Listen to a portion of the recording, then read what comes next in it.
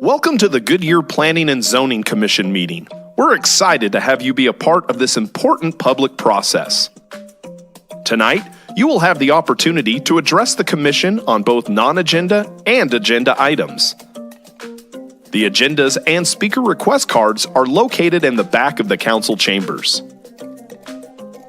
You must fill out a speaker request card in order to address the commission.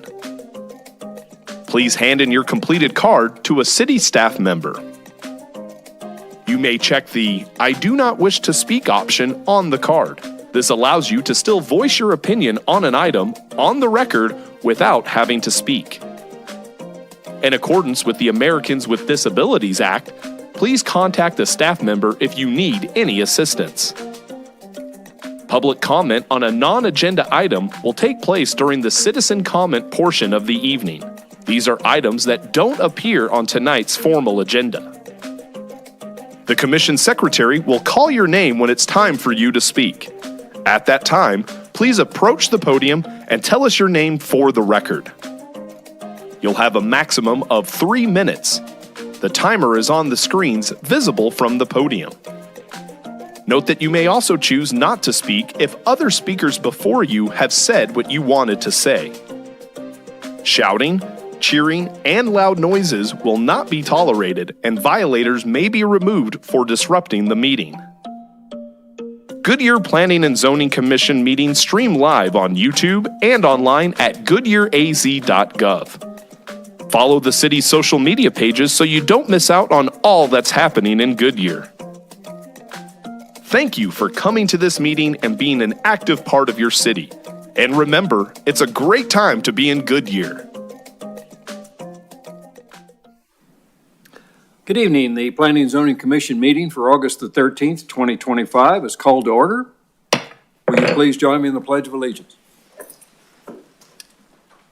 I pledge allegiance to the flag of the United States of America and to the republic for which it stands, one nation, under God, indivisible, with liberty and justice for all. Will the Secretary note the roll? Absolutely. Commissioner Roberts is present. Commissioner Booth is present. Commissioner Hegedus is on the phone. Commissioner Wang is present. Vice Chair Sambito is present. Chairman Clymer is present. Commissioner Nepomuceno is absent. Is there a motion and second? At this time, a vote shall be taken to excuse members unable to attend due to extenuating circumstances. Is there a motion and second to excuse Commissioner Nepomuceno from the meeting? I have a motion from Commissioner Wang and a second from Vice Chair Sambito. Please enter your vote. And Commissioner Hegedus, if you could please voice your vote. Aye. Thank you. Some of the votes are not working down here. If I can get a voice vote for, let's see, I have a vote in Commissioner Roberts. How do you vote? Thank you. Commissioner Booth? Aye. Thank you. Motion passes. Thank you. Item number 1 is to approve the draft minutes of the last meeting. Will the Secretary please read the recommendation? Approve the draft minutes of the Planning and Zoning Commission meeting held on June 11th, 2025. Is there a motion and second for the staff recommendation? I motion. Thank you. Okay, then I'll put her, let me get a second. Oh, okay. I'm just going to go with what I got on the screen, actually. So I have a motion from Vice Chair Sambito and a second from Commissioner Wang, and I apologize for any technical difficulties here. Please enter your vote, and if you're not able to, please voice your vote. Aye. Thank you. Aye. Thank you. Motion passes. Now it's time for all citizens who would like to address the Planning and Zoning Commission for any non-agenda items. Are there any speaker cards? I've not received any for non-agenda items. Anyone in the audience want to speak on a non-agenda item? Okay, thank you. This is now an opportunity for commission members to disclose any ex parte communications which may have had prior to this meeting on any item scheduled for discussion on this agenda. Ex parte communication is any outside communications commissioners may have had regarding items on tonight's agenda. Anyone? I do. Yep. I'm one of the 85 postcards for the agenda for the Monte Vista apartments that is on there. And I have had communication with neighbors around what's on the agenda. Okay. The next item on our agenda is the consent agenda. Would the secretary please explain the consent agenda? Absolutely. The consent agenda is a group of items the commission can approve in one motion rather than voting on each separately. The process is allowed under the bylaws and is common practice for boards and commissions to help manage their time efficiently. Each item on the consent agenda is listed individually on the published agenda so that the public is aware of exactly what is being considered. If any member of the commission wishes to discuss an item separately, they may request to remove it from the consent agenda to discuss. You are also able to ask questions without removing the item. Commissioners, if there are no requests to remove an item or question, we will proceed with a single vote to approve all items on the consent agenda as listed. Okay, thank you. Will the secretary please read the consent agenda items 2 and 3 by title only? Second amendment to the comprehensive sign package for Goodyear Municipal Complex, and recommend approval of the second amendment to the comprehensive sign package for shops at Serafina. Does anyone on the commission wish to remove an item from the consent agenda? Okay, good. Is there a motion to recommend approval of items 2 and 3, or you can voice an alternate motion? I have a motion from Vice Chair Sambito. I second. Thank you. I will put that on there. And a second from Commissioner Booth. The floor is open for commission discussion, if you so choose. I don't have anything to say. Okay. I didn't see anything that brought concern. Okay. Okay. Please enter or voice your vote. Aye. Thank you. Aye. Thank you. Motion passes. Recommendation of approval for the items on this consent agenda will be forwarded to City Council for the August 25th meeting. Okay, this evening there are 3 public hearings on the agenda.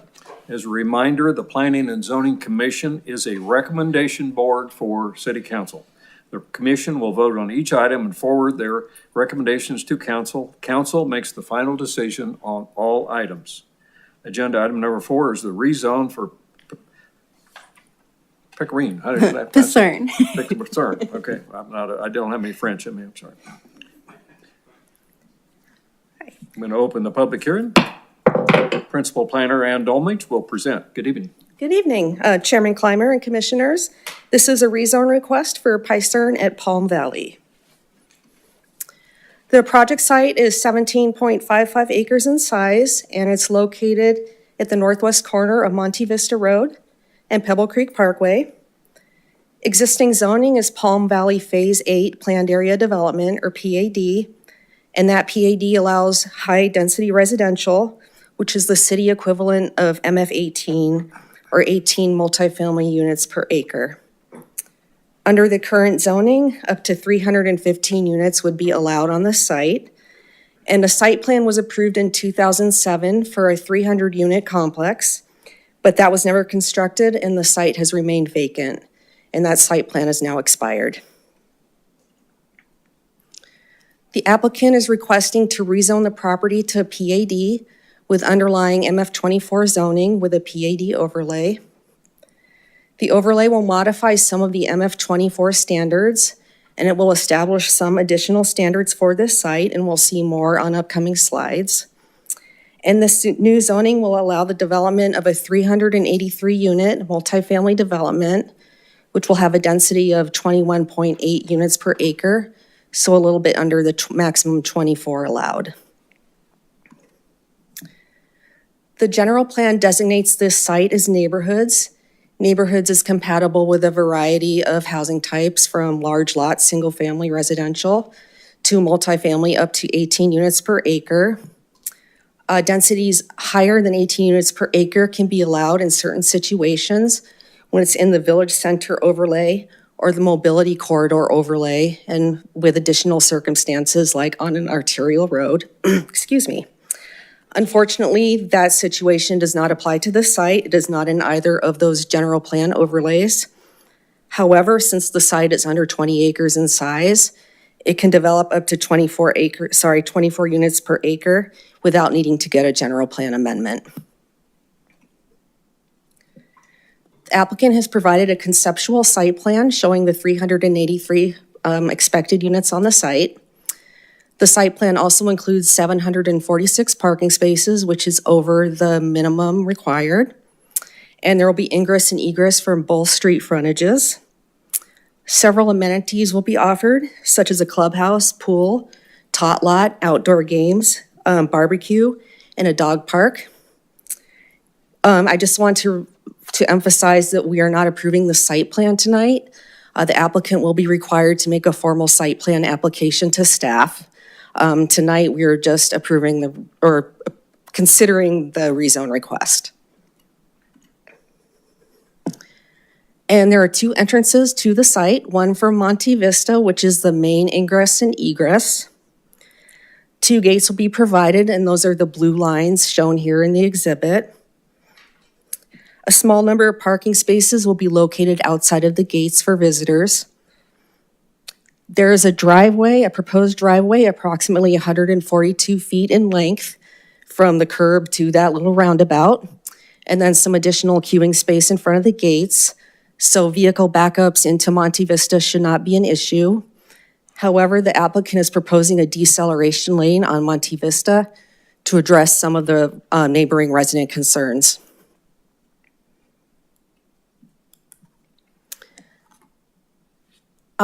There's an additional entrance from Pebble Creek. Excuse me.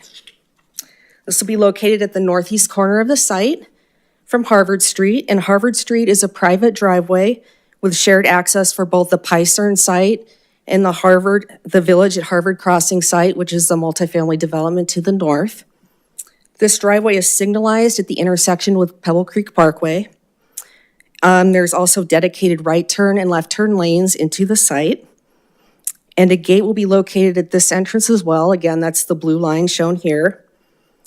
And all vehicles will be able to use this gate for egress from the site. Ingress will be for residents and emergency vehicles only. So the applicant is proposing some changes to development standards. There will still be a 10-foot landscape buffer along the west property line. It will be planted with trees that are spaced a minimum of 20 feet apart on average instead of 30 feet. I think I might have skipped, here we go, I'm sorry, I skipped a slide. So there are some modified standards that are being requested for setbacks and building heights. The rear building setback, which is the north side of the property, will be reduced from 30 feet to 20 feet. However, no three-story buildings will be allowed within specified buffers of the north property line, the west property line, and the southwest corner of the site.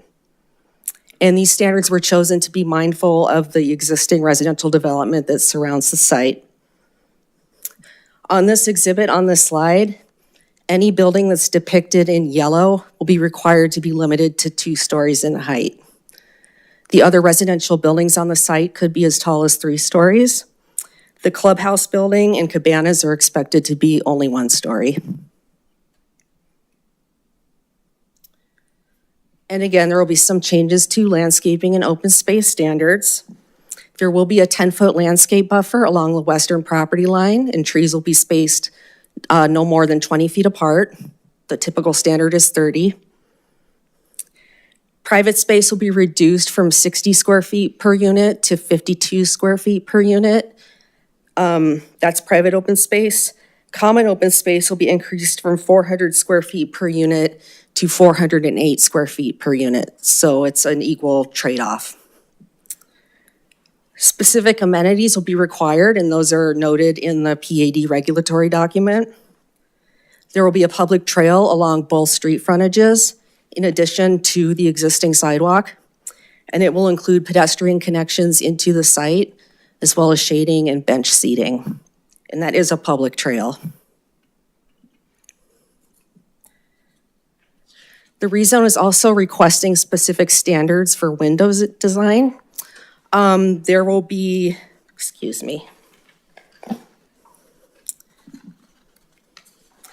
There will be anti-glare window treatments on second and third story windows within certain distances of the west property line when those windows face in certain directions and are not recessed into a balcony area. Also, clerestory windows will be required for third story windows that are within a certain distance of single-family development and that face west. And this photo is an example of what a clerestory window is. Basically, it's a window that's located high up on the wall, usually right below the ceiling. And it allows light to get in, but also provides privacy.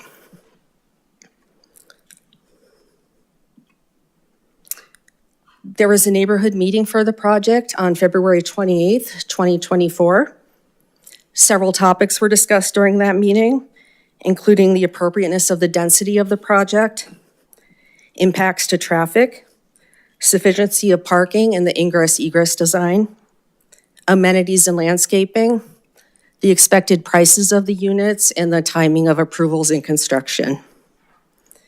Many of the applicants' proposed design standards in their PAD overlay have been designed with these concerns in mind, so they've been designed to address many of these concerns. Examples include the proposed deceleration lane on Monte Vista and lowered building heights near property lines. Both the Agua Fria High School District and the Litchfield Elementary School District were notified. Agua Fria requested that the applicant contribute development fees to help compensate for impacts to their district.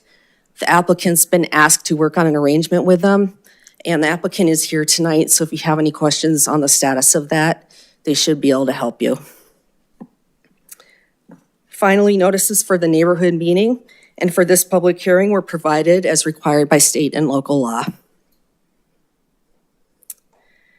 And we recommend that you recommend approval to the requested rezone from Planned Area Development, PAD, to PAD with underlying MF24 and a PAD overlay, subject to the proposed stipulations. And I'm available for any questions. The applicant is also here, and I believe they have a presentation they'd like to give. Okay, any questions for staff?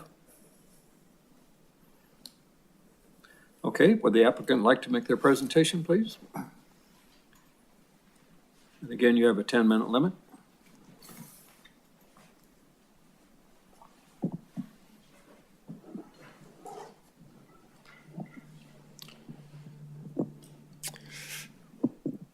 Thank you. For your record, I'm Taylor Earl with Earl and Curley. Our address is 3101 North Central Avenue. So as staff mentioned, the site's here. I will just note that it's, as she said, it's already zoned for multifamily. It's been in the family ownership of the Pacern family for many years. And so they're trying to put this into actual development after that long period of time. From the time that it was originally zoned to today, there's been a lot that's changed in the area, both in Goodyear generally, but also with the downtown coming in, it's sort of a different environment.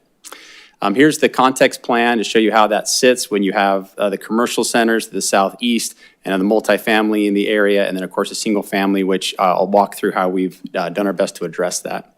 So again, already has MF18 zoning. Currently our request is to simply add 68 units to what's already allowed on the property today. And so effectively in the exchange for that is the incredible amount of upgrades that are being made to the site, a lot of stipulations, a lot of protections to the west, and things of that nature. And so again, we'll talk about the upper tier product, gated community, and enhanced landscaping trail. So this was the original proposal. This was the product type that Pacern had originally planned to go onto this property. It's a product that they stand behind, and it's one that exists a couple miles to the north that they have a current development. But as they came in and saw everything that's changing in the area and thought this is actually a changed market condition, and so let's do something that's an elevated product. And so they're coming in with what they call their level 25 product, and I'll show you photographs of other sites that has this product so you can get a sense of not just a rendering, but what that looks like in practice. So it gives you just a sense of the very significant upgrade in terms of development type, right? This is a much different type of development, an upgraded proposal. So here would be the prior site plan, kind of the clubhouse, and this is the upgrade you'd see with this new level 25 product. Sort of the fitness area before, and the upgraded product here. So as I just go through these, what we're proposing here is an elevated product that we think really fits the market at this location. Given everything that's happening here, we absolutely believe that the market will support this type of product. And as we have people here that can contribute to the rents, that allows us to maintain the amenity areas in peak condition. So here are some of the amenities that are listed in our materials, and we can obviously come back to any of these, but and then we have a list of the amenities. If we wanted to make any substitution, it would have to be approved by the zoning administrator from what we have shown into our materials. As staff mentioned, we have a lot of, what we've done is we got the additional units by adding the third story, but we were protective of what was already there pre-existing on the west side. We wanted to make sure that remained 2 stories, which we can do by right today. So we said, okay, all the 3 stories, let's push that further to the east.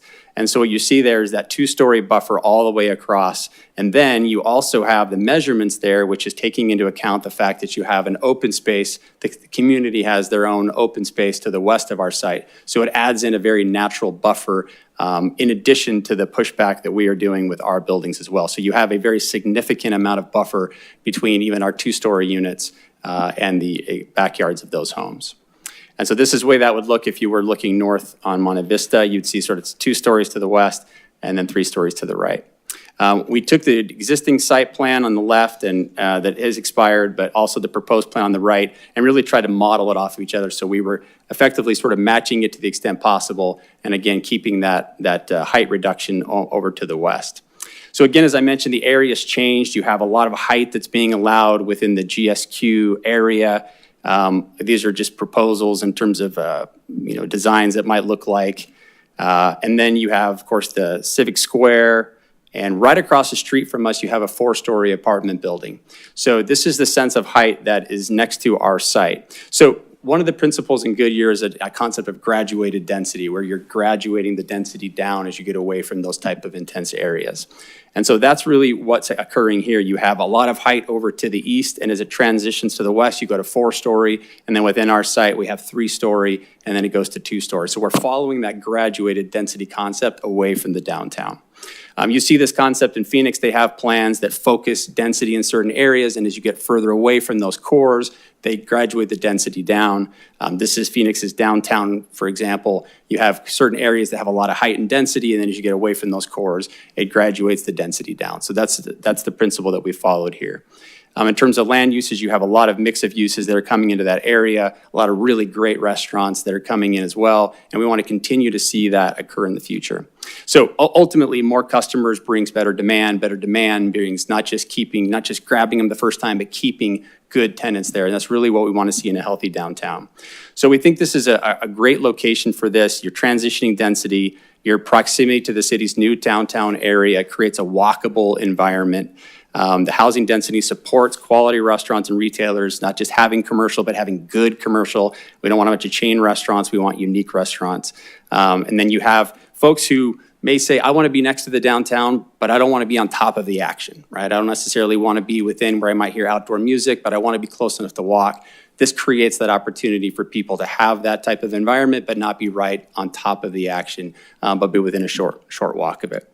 So the site has really great access to the I-10, which has a lot of employment in the area, so it's an ideal location. Some of the recent traffic counts show that as arterials go in Goodyear, you actually have less along Pebble Creek than you have in other areas in the city's most recent traffic counts. So timeline of events, this project was first submitted back in April 2022. We had multiple submittals. Reached out, we had a special meeting for the neighbors directly to our west. We reached out to their HOA, set up a special meeting for them because we understood that they were the closest neighbors to it. Created a website where the neighbors could get on and review our materials, put a lot of material on there to help explain it. And then we had other meetings with folks in the neighborhood. Had our formal neighborhood meeting in February of 24. Had other neighborhood meetings or with individual neighbors after that as well. And then recently had another virtual meeting with some of the neighbors. So here's the perspective of how that project looks. Again, as we talked to staff, we know Goodyear's not afraid of color, so we wanted to really put the architecture in it, get nice roofs that match what's going on in the neighborhood. We wanted to be as compatible as possible. Rather than come in with a very modern look with grays, we wanted to have color and to have that type of design standard. So it's also important to recognize what could go on the property. So currently, the red boxes represent where the ordinance would allow us to place two-story buildings. You can kind of see how that relates to what we've been doing here. And if the property were actually zoned similar to what we have west of us, you can see where two-story buildings would go versus where we are putting those buildings. So again, trying to push them back and be respectful. As staff mentioned, we are increasing the amount of trees that would be on that western property line, which is in addition to that open space, which is west of us, which also had trees as well. So we're doing a 20-foot spacing there so we can really increase a tree buffer on our western property line. This is sort of a rendering that shows you kind of putting in those trees. We recognize that some of these trees that are closer within the HOA space have died. And so we've actually agreed to contribute money to put new additional trees back into that space if the HOA will allow it. So all we have also done is not only do we have the two-story up front, but what we've also done is taken the third story and we put in clear story windows. So as it faces west, not only do you have 2 stories front, but the third story, those are clear story windows that currently go into a hallway, not even to someone's house. So they're above the eye line. So what we've really tried to do is protect those western views. So second story, but then as it gets to the third, you're putting windows above the sight line. And so you can see as we go down each one of these buildings, shows you up the third story continues to be in a clear story window as it faces due west. And then ultimately, we changed this building after talking to the neighbors. This building's now entirely 2 stories, whereas before it had a 3-story component to it. As staff mentioned, we have anti-glare windows that we're putting in. Any window that's not within a balcony area on that side, there was concern about reflectivity of windows, so we agreed to do anti-glare window treatments on those. There was a concern about the wall. That's an existing wall, but we've agreed to extend that. As staff mentioned, we put in a deceleration lane even though the traffic study did not warrant it, but was concerned from the neighbors that they didn't want to see any stacking up on the street, and so we agreed to put in a deceleration lane. And then also there was a concern about having all the access coming in up Monte Vista, so we changed our access point on northeast. Previously, it wasn't how it is now, but now it'll also allow for residents to come into that zone. Emergency, of course, but it'll also allow residents to access that spot. So we changed that in order to sort of spread out the impact and take some of the trips off of Monte Vista. Some of the off-site commitments agreed to fund up to $10,000 towards the installation of a fence and gate. That was something the neighbors mentioned they were concerned about people using that space. So we agreed to put some money towards that. And then also, again, to install also some trees to replace what had died during previous storms. We have a pedestrian pathway that we've incorporated in to make this, again, have a walkable environment to it. And so with that, I'm happy to answer any questions. I have a question for you. So you mentioned the buffer, which is... Who's speaking? I'm sorry. Can I go ahead, or? Who are you? My name is Rob Buswell. I'm one of the Portales neighbors. Well, you'll get your chance in I thought you just asked me. No, what? Anyone have any questions? You got some things written down? Well, I've got some things written down. I'm not sure if Mr. Taylor or our staff member is more appropriate to answer it. You did suggest that you're working to reduce the density as you move away from Pebble Creek towards the homes. When I look at the homes that are existing there today and that development just to the west there, if I'm not mistaken, those happen to be the largest lots and the largest homes in that particular development. So it seems counterintuitive to densify apartments based on the logic you've expressed right up against them. It seems like a lot that wouldn't necessarily be the most appropriate for that, and I get that it was already zoned that, but I would question, why are we densifying further? Again, it's not necessarily the GSQ. We're apart from the GSQ, yes, across the street, and an ideal opportunity to reduce the density, but I might think that we might be going a little bit far. So can you give me an idea? Are those homes not the largest lots and the largest homes in that particular development to the west and does it seem like the most logical location to densify right next to the largest particular unit in that adjacent development? Sure, I appreciate the question. So when we look at densification, I think really what we're looking at, what is the impact? What would be the impact on those particular lots from the additional requests that we're making here tonight? And so we were mindful of that. So the question is, with the 68 units, obviously it's already zoned for multifamily, so there's already going to be a multifamily project on it.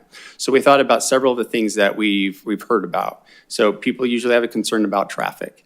And so that's why we made the change to add in the northeast to stipulate to that, whereas again, under current zoning, that wouldn't be something that would be required. What do you mean add the northeast? So that northeast entrance is The now. access point? Mm-hmm. Okay. Yeah, so that is something that will be accessed by residents, so we can spread out the traffic, not something that's required under traditional zoning. So that's something that's going to be added into the project. So traditional zoning wouldn't require that they have a secondary access in case their main access is blocked during an emergency? They would have to have emergency access, Okay, but they would not have to have it open to all residents. okay. So by spreading out the traffic, something we've done to address one of the typical concerns. The other concern we often hear about is views. And so we really took a lot of effort to make sure, okay, currently you're allowed to have two-story apartments up along that western property line. And so we looked at, okay, how do we preserve the 2 stories? Okay, but we're going to have 3. But if we can do something with the views, because that's one of the big issues is, hey, people looking into my backyard, right? So we said, okay, let's make those clear story windows upon that western side. So those are taken above the eye line so that we don't have views down into the yards. And then we also took the trees on the west side and we put them closer together so that you would have an even greater tree buffer. Again, not something that's required under the existing zoning today. And so we try to look at what are the impacts of additional density on the project. We know that some people would prefer that this not have maybe single-family homes, or maybe they do not have any of multifamily. We completely understand. Given that it has that, we thought with the additional units, let's take the quality and make sure that it's commensurate with the quality of the project that's west of us, of the nice homes that are there, and make sure that we have a lot of things that will make this project nice. And so that's why I walked through a lot of the things that we've done in that regard. We looked at the views. We looked at helping with the traffic. Again, the traffic study didn't require us to put in a decel lane, but we heard from the neighbors, and so that's why we added in the deceleration lane. We have gates on both sides, so it allows there to be people going in left and right as opposed to just stuck at one gate. And so we looked at a lot of those factors that the additional density would have an impact, and said, okay, how do we mitigate these? Because obviously what's changed in the area is that we do want to have great support for our downtown. And what's simply around, if you look at downtown Phoenix, that's about as dense as the places we have in the state. And yet even with that, you still have vacant retail sites, you have vacant first floor. So it isn't simply enough to say, well, we've got some multifamily over there that ought to be enough. Really, to create a truly good walkable urban environment, you do need a lot of units. And so next to our site, when we started this case, years ago, we didn't have a 4-story apartment building next to us. That was ultimately approved. And so again, we're stair-stepping away from that, trying to keep the condition that existed on the outside edge. We have more density going to the east, but also giving trade-offs for higher quality and other protections that we're putting in that, again, wouldn't exist in the existing zoning today. Okay, I respect that. I can appreciate that. Also, I've recently read that based on the number of units that the city has added and approved, that there are some concerns with vacancy rates. Is there no concern by densifying that it's going to further exacerbate the issue? I mean, if you're not able to fill it, from my perspective, I've seen development where I came from. They changed the zoning from commercial to office to then multifamily and took 30 years to finally develop. Ideally, this may never even come to fruition if you can't justify building something that won't be occupied. What are your current thoughts on vacancies? Sure, yeah, appreciate the question. So when we go through entitlements and then permitting, really that last sort of stop-gap measure is, will it be financed? And if something is not going to be occupied, neither the developer wants to go forward with building it, and a bank doesn't want to finance it. So that really ultimately is the thing. Keep in mind, though, that this project would probably be about 2 years away from actually having people moved in if we continue on this click moving forward, right? So the reality is that Goodyear is not done growing. The West Valley is not done growing. We continue to bring employment. There's lots of vacant land for employment. So the area will continue to grow. In fact, and this slide that I have here says since 2020, the city's population has surged nearly 23%. Cities like Goodyear and Peoria are proving that growth doesn't have to mean sprawl. So both it continues to grow, but then we're not, again, when you want density, and Goodyear's going to need places for people to live, it's better to have that density near arterials and near freeways, near concentrated commercial areas, than to push them further into suburbia. Because if you're going to have to satisfy demand somewhere, you want to satisfy that demand closer to high-capacity corridors and high-capacity commercial areas so that you're not putting them 2 miles away into suburbia and then all those trips end up in that area. So you're going to have to satisfy it. We think it makes sense to satisfy it on a property that is already zoned for multifamily, can already go forward, and again, has the access to the freeway, has access to the arterial roadway, which compared to other roadways has less traffic on it, and is close to some of the commercials so you can have walkable environments. Right? So yeah, at the end of the day, we aren't going to build something that wouldn't be occupied. Of course not, right? And so that's the answer. Sorry, Chairman. Well, I was just going to ask, talking about being occupied, are most of the properties coming online, this seems to be one of the more upgraded ones I've seen, although I have gone to some ribbon cuttings to some of the others, which are really upgraded. Do the upgraded ones fill up quicker? Or is it the other ones that are a little less priced fill up quicker? Sure. How does that work? Yeah, great question. And I can't speak to specifics, but here's what I can say. It really depends on where you're putting it. And I think that's really the keys in our upgrade, right? So you have to look at what would the market condition be at that particular location. Because if you did a product that was a little simpler and then maybe had a lower price point, but you did it at the right location, that might fill up quite well. On the other hand, if you put in a high-graded product in an area that maybe wouldn't warrant it, it might not feel as well, and the sort of opposite is also true. So here, where we saw the things that were happening with downtown and saw this is really a completely changed, this is a game-changing environment. If you look at what's happening in the West Valley and point to the biggest downtown centers, this is definitely one of the big achievements that's happened in the West Valley. And as a West Valley person, like, this is stuff that's good. We really want stuff like this.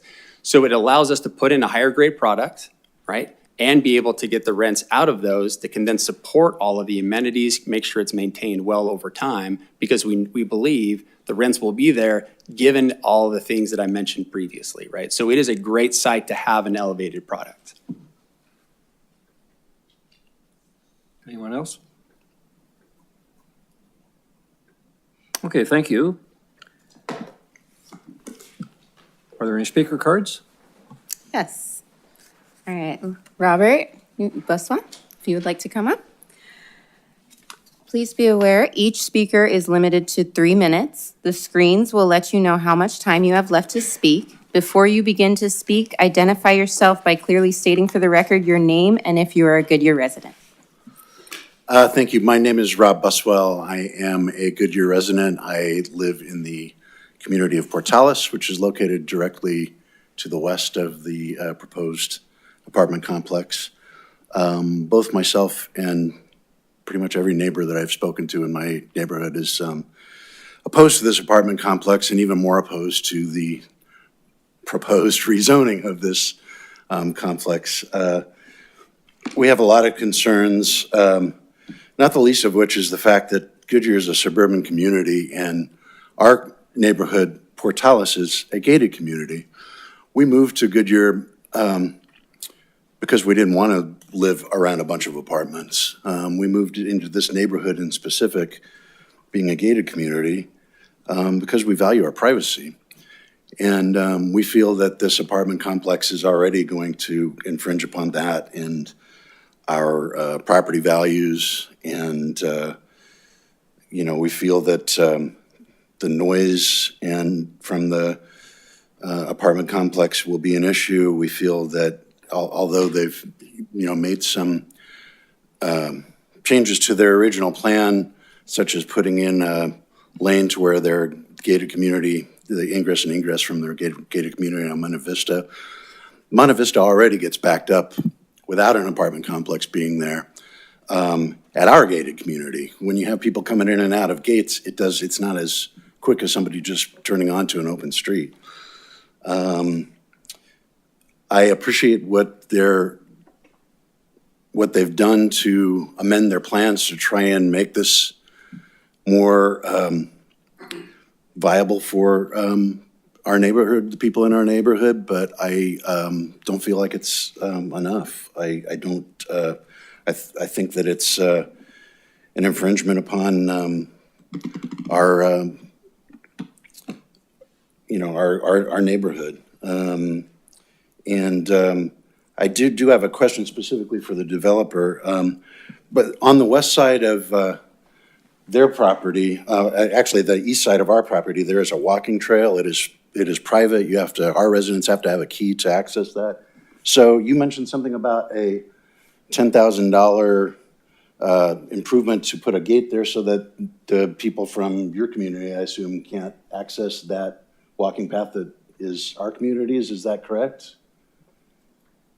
You go ahead and answer what you got. He just got 20 seconds here, but Do you want to use your time and then I can answer that in my yeah. time deposit? Look, I think I've said what I wanted to say. I just wanted to voice that I am strongly opposed to this.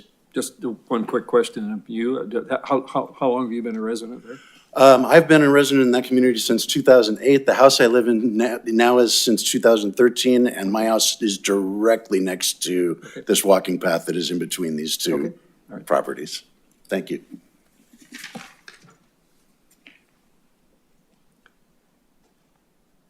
You want to answer that question? Just might as well just answer it and Happy to. so we So can in, understand too.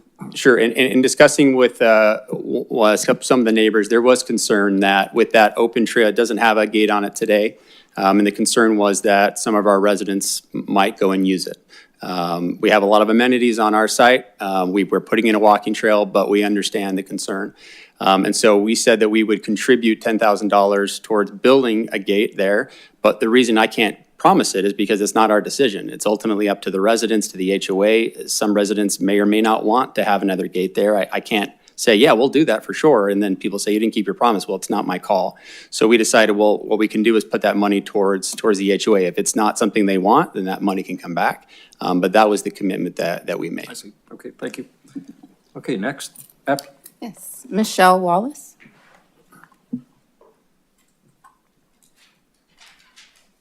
Hello, my name is Michelle Wallace. I actually do not live in Portales. I live on the other side of Monte Vista, and I am the very last house there. So this driveway is going to basically be my view from my backyard because my home sits further towards that apartment complex. I also appreciate that they have added space for the Portales people and have said that they will do 2 stories for the people that live in Portales. But if you notice, they do still have 3 stories along that south side, which is exactly where my backyard looks at. My backyard is going to be looking at that entrance in those south side buildings. And for my property value, I don't want a 3-story building there. My neighborhood that I live in is a 1-story neighborhood. There is not a single 2-story house in that neighborhood. Directly north of them, they built those little mini house apartments. Those are all 1-story. Most of the homes that butt up to the west side of that are also 1-story. So, and they are not all of the biggest lots in the neighborhood. There are some big homes there, but they're not all the biggest lots. So we're talking about going from 1-story to 3-story. And when I bought in my neighborhood, one of the reasons I bought in my neighborhood is because it was a 1-story neighborhood. Most of my neighborhood was not developed when I moved in, and a new developer came in and wanted to rezone for 2 stories in our neighborhood. And this committee and the city maintained the zoning and kept it at 1-story, which I thank you for doing. And I'm just asking that you continue to keep the zoning where it is and not offer rezonings, because those were created for a purpose. And those of us that bought homes in those areas bought knowing the level of what the zoning was there. I did know that that could potentially be a multi-family unit at some time, but I did do my research that it wouldn't be more than 2 stories. So the fact that they're always trying to go higher and build more is just frustrating around my home, and that that I'm doing this again. There is a ton of apartment buildings in that exact area. And I agree with you, like I'm worried about being able to fill all of these. Yes, Goodyear is growing and booming and it's amazing, but I don't think that adding additional units in higher stories is what's best for the community in that area. I think it will hurt the home values of those of us that have homes around there. Thank you. Scott Wallace, you wish to speak? Scott is my husband, and he had to go pick up my daughter. Sorry. Got it. He is also very opposed. Yes, and submitted a speaker request card for opposed. Mark Slager, is it Slager or Slagic? I'm sorry. Okay.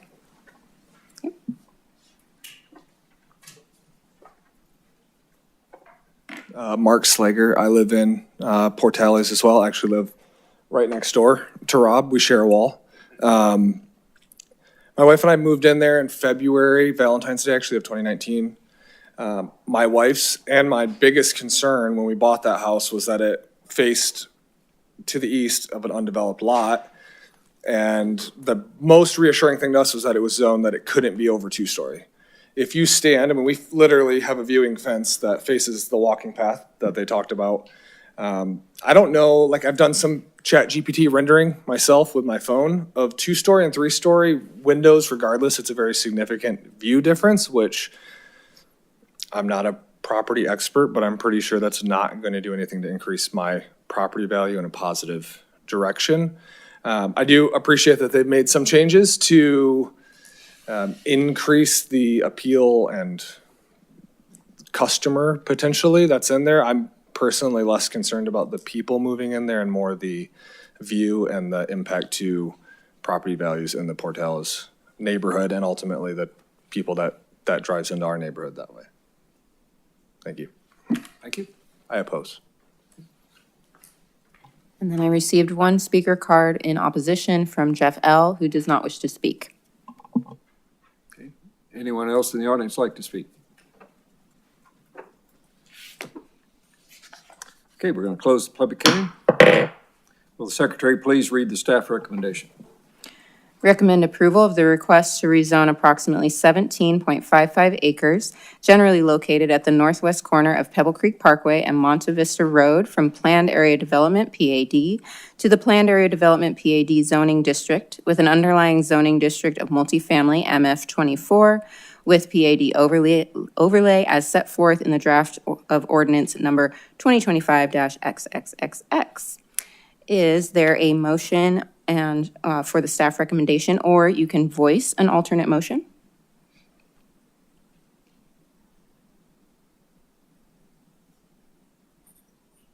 Okay, I have a motion from Commissioner Wang. A second. Thank you. Oh, okay. Beat you to it electronically. Vice Chair, I have a second from Vice Chair Zambito. The floor is open for commission discussion. Go ahead. Well, I just, a little conflicted after hearing the developer's presentation from the perspective where I come from. The logic that it's moving to a lesser density when you're next to the lowest density in that general area conflicts in my head. I do appreciate a number of the changes that they had made. I mean, if you look at the one exhibit that he had that said the original or the existing plan allows the 2-story units to be, I don't know, 10, 12, 15 feet closer to those lots. That's that much more visibility into the backyards and over the trees and whatnot. So I appreciate the extent that they've gone to. The cellar-story windows, the higher windows, that made, when I saw that image on his presentation, that really kind of set it off to me that, hey, yeah, you're not going to see a lot out of there. I understood where they were coming from there. And I also appreciate the fact that they added that right turn lane, which is a big deal. So that's kind of where I am. I'm a little conflicted over it. I do have the concern with the extreme amount of dense apartments that we've had just since the few of us that have been here together for so long that have already been approved and adding more. But these were already apartments, so that's where I'm struggling. Well, that too, and just one thing, you're talking about windows, I didn't know that people wanted anti-glare windows, because now I can see, I can shine in your backyard. Although those of us that have been here for a long time have seen the apartments go up, but then I also attended a meeting about a year and a half ago where an Arizona State professor discussed the fact that people want the retail shops, they want the restaurants, they want this, all of those require people working there, but only 18% of Goodyear residents can afford a median-priced house in Goodyear, and they have to have someplace to live, and they're not going to come from East Phoenix to come over here to work. So there's that too. And we're only 15% built out. There's a lot of things that are going to be coming up that people may or may not like, but as development goes, I think the planners are doing a pretty good job of it. The upgrades that I saw in that were like some of the upgrades I've seen in a couple other places I've visited recently, which are really nice. And I think that there is a amount of people that are going to want to move into there just because of the nice facilities and being gated and being a little more secure. Now, I know that there are some people who have a problem because of apartments. So I don't know what to say. You know, it was zoned for apartments some time ago, 300 versus 383. Two-story versus three-story, that is an issue that we'll have to keep in mind when they vote on that, so. I'm actually conflicted also, you know, because when I sit back and think about it, it's gonna be built well, and we understand that. But as a resident of Goodyear, I also worry about affordability because you want a mixture of family. You also want young adults. And what, you know, worries me is that the amount of apartment complexes that are actually going up, and will our children, will other residents be able to live and thrive in Goodyear? This complex and what you guys have done, you have listened, you have done everything possible to give that area growth. But what has me just, you know, worried is the affordability, you know, and if young adults and families are going to be able to pay rent and live in that apartment complex, and many others around there, period. It's not just you guys, it's just period. Commissioner Haggis, do you have anything? Go ahead. I appreciate a lot of the concessions that were made in there, and I think they're trying to do right by not only the land location, I'm sorry, the dogs barking in the background. But I'm kind of conflicted too, because if I was those houses that were backing up to it, I'd have a concern. Okay, thank you. Commissioner Roberts? I also appreciate all the changes. I'm not really conflicted because I also own businesses in Goodyear, and my therapists who make a very nice salary, they are moving out of Goodyear because they don't want to be in an apartment. They want to be able to buy a single-family home, or not even a single-family home. They would take a condo. They want to be able to purchase something. And so every person that I have asked or have said that I am on the Zoning and Planning Commission, every single one has said, can you please stop zoning for more apartments? And I understand that this is zoned for apartments, but this is zoning for additional apartments. So I'm not conflicted. Well, on that point, if the interest rates drop from 7 to 3, then there'll be a lot of people that can afford houses, but If there's houses to buy. yeah. All It's those- not like there's not a lot in Goodyear where we have saturated with apartments. And I'm not even opposed to multifamily. I would love more condos. Like, this would be a beautiful place for people to be able to go into purchasing a home. I can't, as a Goodyear resident, I've been here for 20 years now.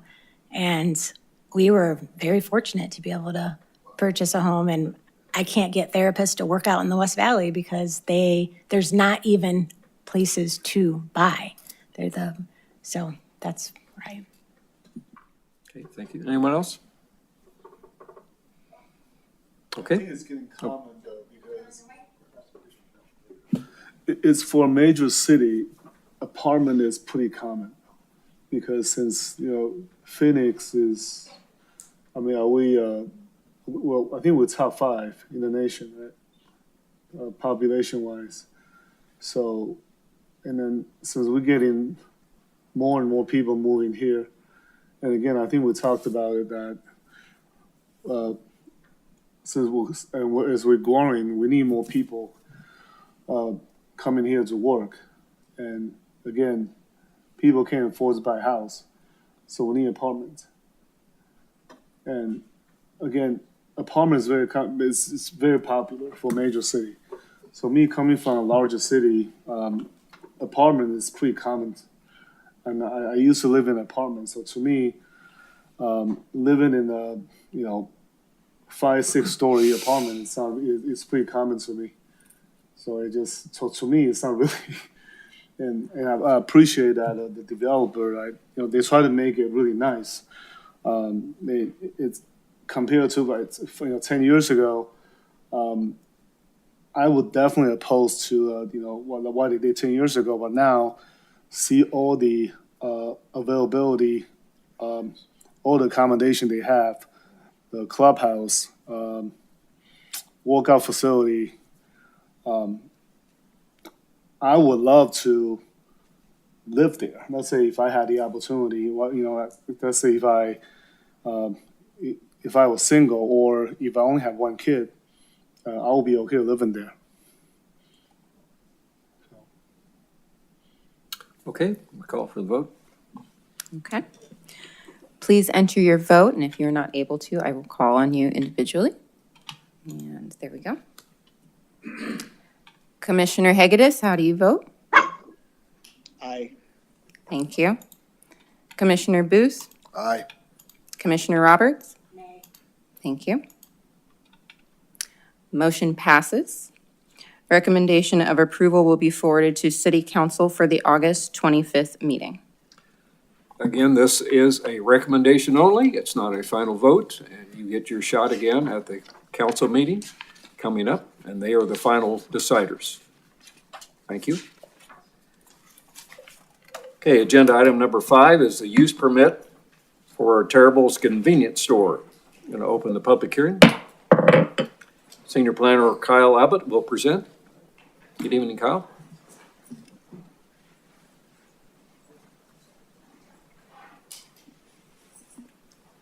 Good evening, Chairman Clymer, Commissioners. I'm Kyle Abbott, Senior Planner. This is a use permit request for a new Terrible's convenience store and gas station in Goodyear.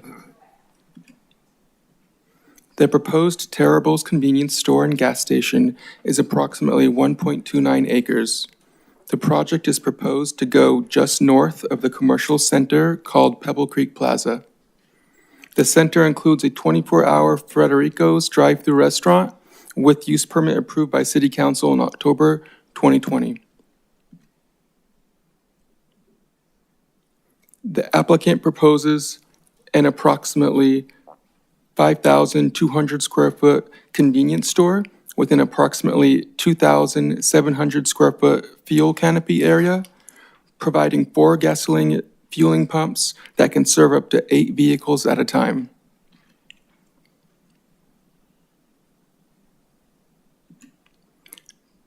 Customers would have right-in, right-out access onto the property from Pebble Creek Parkway.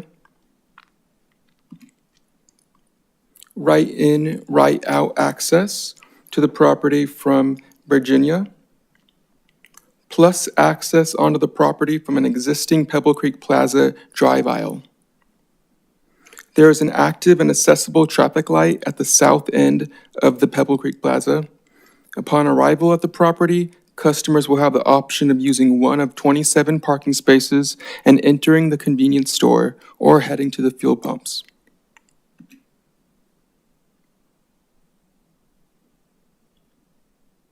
The proposed building elevations include colors and materials consistent with the colors and materials palette of Pebble Creek Plaza, and the height from ground to the highest point of the building is approximately 30.8 feet, which is well below the maximum height allowed in C2 zoning districts. The fuel canopy elevations include roofline undulation and masonry columns.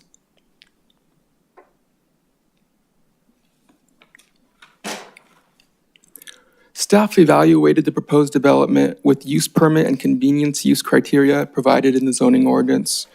The use is similar to other uses approved in the rest of the center, which include the 24-hour drive-through restaurant.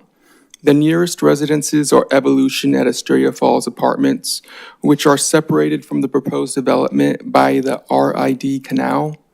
We had a neighborhood meeting. One member of the public attended the meeting in support of the project. One member of the public sent an email stating their concern about neon lights and signage. All outdoor lighting on the property is required to conform with the standards established in Article 10, Outdoor Lighting Standards of the City of Goodyear zoning ordinance, and all signage shall comply with Article 7 sign regulations. Based on this, staff recommends the Planning and Zoning Commission to recommend conditional approval of the use permit. Chairman and Commissioners, this concludes my presentation. Thank you. Thank you, Kyle. Any questions for staff? The applicant, is he here, or anybody want to speak? Hi there. Anything you want to add? There's at least 12 other people watching you on YouTube, I'm sure, so go ahead, go for it. My name is Jeff Koski. I'm with Archicon Architects and Interiors in Phoenix. Chairman and Commissioners, we're excited to have this retail development go in for Terrible's. They're based out of Las Vegas, and if you've been up there, you've seen their facilities up there. They're running Quartzsite, and they're expanding into this market. And this site is a great site for them. We've been working with Kyle for the last year to get this through, and we're just excited to have the opportunity to develop in Goodyear. So, thank you very much. I do have a question. Yep. I noticed that the building, it backs against Pebble Creek, which is great, so people aren't seeing all the activity. Right. Do you have something that shows me what that's going to look like street side? Do you have that? I'll let Kyle pull up those. So yeah, we did move it up against, that was one of the recommendations from staff. So that west elevation that you see there in the middle, that is what will be facing Pebble Creek. So we moved that up to Pebble Creek, and we also provided, one of the recommendations from staff was to provide a pedestrian area on the corner. So in the corner of the site, we have got a shade structure and some seating area in the hard corner. So. And those are green screens to allow vegetation to grow up on that west side of the elevation along Pebble Creek. Is it possible to do more of that? More green screens? Mm-hmm. I mean, it's backing on. There's nothing really going on. There's no fake windows. There's not. You got the back side facing the street. Correct. So it would look a little nicer if something more was going on. At least brighten it up with green or trees or something. Well, there's landscaping along the whole side that's in there. So do you have a colored landscape plan by chance? I didn't. It was provided a black and white landscape plan. Okay. Take a look. Yeah. So if you see that, we've got landscaping and trees along that and shrubs along that west side along Pebble Creek there. So. Mm-hmm. Okay. Any other questions? Thank you. Okay, do we have any speaker cards? I received one speaker card from Jeff L., who does not wish to speak but is in support of the application. Okay, anyone in the audience like to speak? There's one. Come on up, please.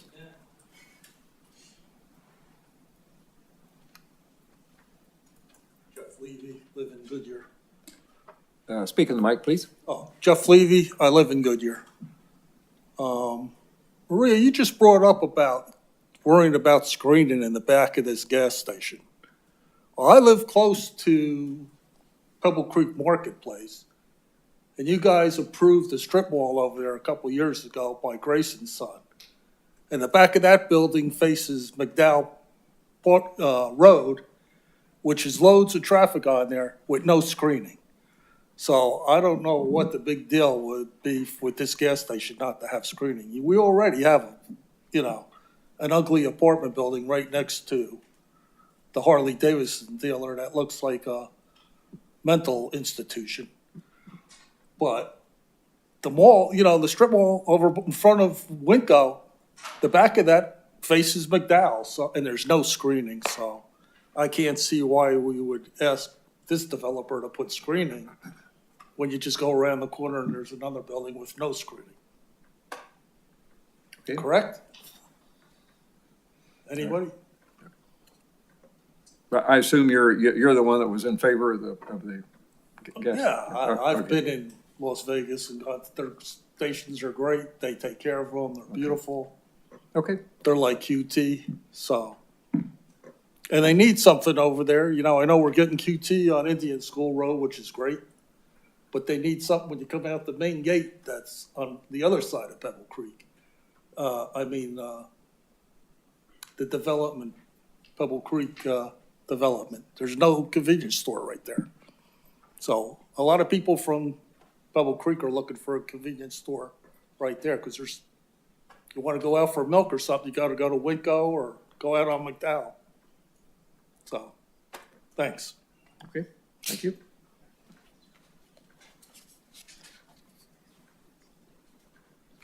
All right, that was it. Close the public hearing. Secretary, please read the staff recommendation.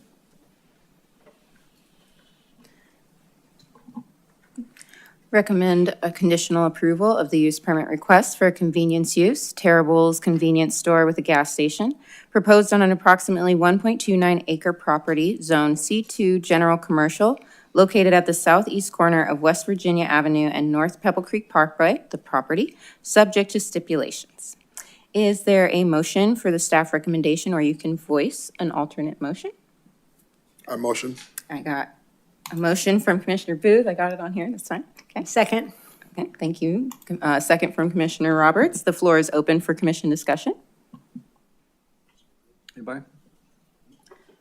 Just one point, we don't always get the chance to say something on projects if they meet the requirements of a center. It doesn't always come to the planning commission. When we have the opportunity as a resident, I'm gonna ask for something if I think it would make it look better for my own appeal as I drive by, so just putting that Well, out there. and in previous, I've asked for some butterfly bush groves too. They didn't show up, but I asked for them. I agree. Okay, All right. Please enter your vote. Commissioner Hegedus, how do you vote? Aye. Thank you. Commissioner Booth? Aye. Thank you. Commissioner Roberts? Aye. Motion passes. Recommendation of approval will be forwarded to City Council for the August 25th meeting. thank you. Agenda item number 6 is the Superstar Car Wash permit. Going to open up the public hearing. And Kyle Abbott is going to come back and tell us what's going on with this. Good evening, Chairman, Commissioners. Kyle Abbott, Senior Planner. This is a use permit request for a new Superstar Car Wash in Goodyear. The subject property is located east of the southeast corner of 166th Avenue and Indian School Road. The property is shown on the screen in yellow. The property is zoned PAD and has an underlying C2 General Commercial zoning district. The property is part of the PV 303 PAD, which was originally zoned in 2008. The property is within Luke Air Force Base 65 DNL. The proposed Superstar Car Wash site is approximately 1.26 acres. The project is proposed to go in a commercial center called the Triangle at PB 303. A master site plan pertaining to the area shown in red outline on the screen, addressing the plan for circulation and services, was approved by staff in February 2023. The Triangle is northwest of Pebble Creek Community Pickleball Recreation and RV storage areas. The center includes a Filiberto's drive-through restaurant with use permit approved by City Council in April 2021, and a Quick Trip convenience store and gas station with use permit approved in July 2024. The applicant proposes an approximately 4,000 square foot car wash facility with 3 pay stations for customers to use without getting out of their vehicle, 22 queuing spaces leading up to the pay stations, and 17 self-serve vacuum stations. Customers would have right-in, right-out access onto the property from Indian School Road and access via 166th Avenue. There is an active traffic light at the intersection of 166th Avenue and Indian School Road, and a drive aisle from 166th Avenue is to be constructed as part of the Quick Trip development. Upon arrival at the property, customers will have the option of vacuuming the car or entering the queue for the car wash first. After leaving the car wash tunnel, customers can turn right at the internal driveway to exit onto West Indian School Road, or turn left at the internal driveway to approach the vacuum stations or exit onto North 166th Avenue.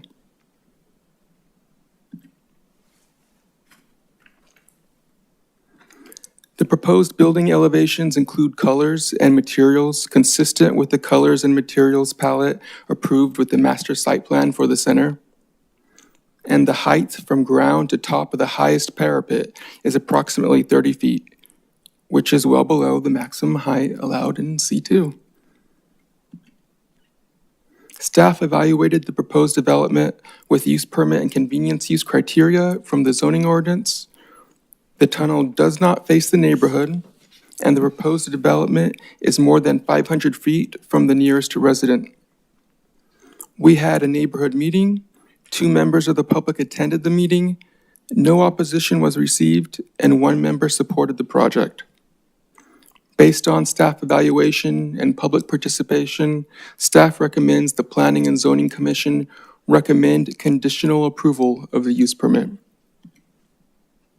This concludes my presentation. The applicant, Madison Leak, is in attendance and has a brief presentation if the commission desires. Okay, any questions for staff? No. Okay, applicant, would you like to come on up? Good evening. Good evening. For your records, Madison Leak. I'm with the law firm of Birch and Cracchiolo, and our address is 1850 North Central. Tonight, I'm here on behalf of Superstar Car Wash. We have the pleasure of working with them a lot. They're great, best in class, everything. I mean, in terms of technology, in terms of water conservation, everything. I know they're going to make really good use of the site. This is a really challenging site. It's very small and it's very oddly shaped, as you saw. We appreciate staff's help, staff's recommendation. We appreciate that we have no neighborhood opposition. And with that, I will open up for any questions and ask your recommendation. I have a presentation, but Kyle did an excellent job, but I'm happy to hit on anything additional. Questions? Well, thank you. Thank you so much. Okay. Any speaker cards? I've only received 1 speaker card from Jeff Levy. In support, do you wish to speak? It says do not wish to speak. You good? Okay. Just that Okay. one? Anybody in the audience want to speak? There's not much left out there except for the applicants. Okay, I'm going to close the public hearing. Would the secretary please read the recommendation? Recommend conditional approval of the use permit request for a convenience use Superstar Car Wash proposed on an approximately 1.26 acre property zoned Planned Area Development, PAD, with an underlying zoning of C2 General Commercial for parcel 501-02-954, generally located south of West Indian School Road and east of 166th Avenue, within PV 303 East 2, Phase 1, the property. Is there a motion for the staff recommendation, or you can voice an alternate motion? You want to move it? Okay, I have a motion from Commissioner Wang Second. and a second from Commissioner Roberts. The floor is open for commission discussion. It's a tough site. I agree with what they said. I mean, it seems like a logical location, especially adjacent to the RV parking and the pickleball. So, yeah. But I think that it's going to work out well with QT being right there and so on and Agreed. so forth, so there'll be. Agreed. They're a logical complement to each other, so. Yeah. Okay, call for the vote. Okay. Please enter your vote. Commissioner Hegedus, how do you vote? I vote aye. That is an odd-shaped property. Thank you. Commissioner Booth? Aye. Thank you. Commissioner Roberts? Aye. Motion passes. Recommendation of approval will be forwarded to City Council for the August 25th meeting. Okay, do we have any staff communications? I do not have any staff communications for you tonight. Council has been on break and will adjourn at the first meeting on August 25th. Okay, then, the next Planning and Zoning Commission meeting will be on September the 10th, 2025 at 6 PM in the Goodyear City Hall Council Chambers. The meeting is adjourned.